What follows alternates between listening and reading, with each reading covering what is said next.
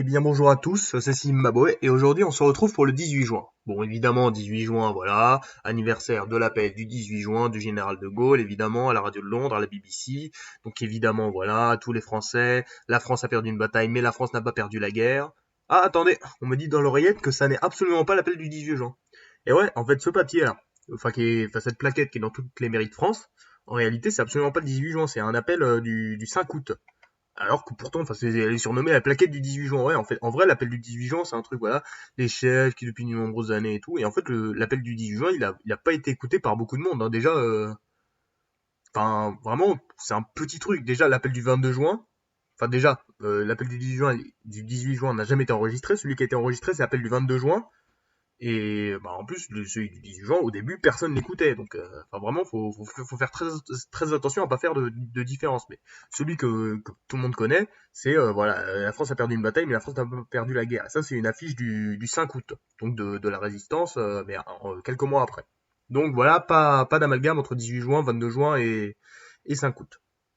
Aujourd'hui, c'est aussi l'anniversaire de la mort d'XXXTentacion. Oui, j'en parle. Et pourquoi? J'ai pas le droit d'en parler, c'est ça? J'ai le droit de parler de Gaulle et d'un rappeur américain, oui. Bon, même si bon, il était un peu violent, il a eu des problèmes avec la justice parce qu'il battait sa femme, mais bon. Passons sur ça, regardons juste l'artiste.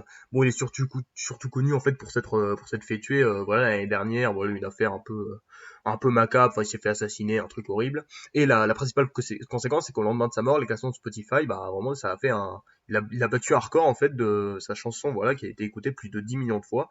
Et c'est vrai que la mort, ça donne vraiment ça donne de la popularité. Il y a eu des théories aussi qui disaient qu'il n'était pas mort et tout, mais bon, jusqu'à preuve du contraire, il a quand même l'air d'être mort parce qu'on l'a pas trop vu cette année.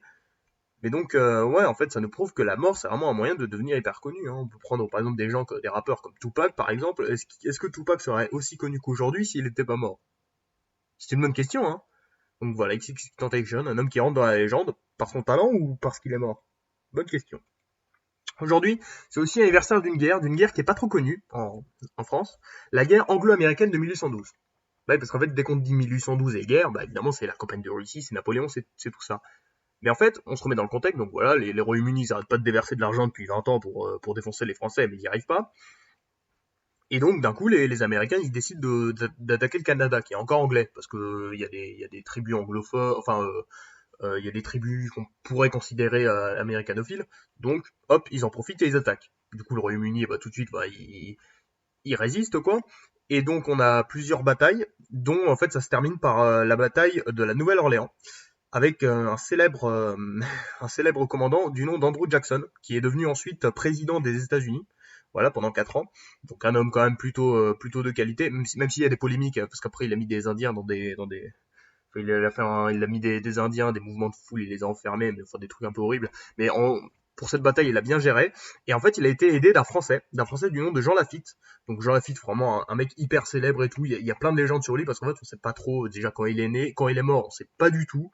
Et donc Jackson avait besoin d'hommes et du coup il allait demander à Lafitte, le français, et bon Lafitte il a défoncé les Anglais évidemment avec Jackson, et donc ils ont gagné, ils ont battu les Anglais.